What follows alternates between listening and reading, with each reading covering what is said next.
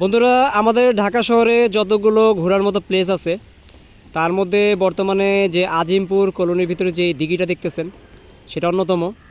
দিঘির পাশেই রয়েছে বিশাল বিশাল অট্টালিকা।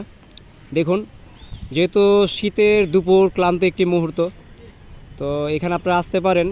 এই জায়গাটা হচ্ছে আজিমপুর যে অগ্রণী স্কুলটা আছে তার ঠিক পেছনের দিকে। তো আপনারা আসতে পারেন, পরিবার পরিজন নিয়ে দারুণ একটি মুহূর্ত কাটবে। এখানে মোট 4টি আপনার শান বাঁধানো ঘাটের মতো আছে। একজনকে দেখা যাচ্ছে মাছ শিকার করতেছে বড়শি দিয়ে।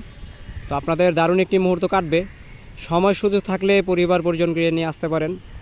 দিঘির যে মায়াবী জলরাশি, যেটাকে বলে পানি বলি, যাই বলি না কেন, আপনাদেরকে খুব ভালো লাগা দিবে।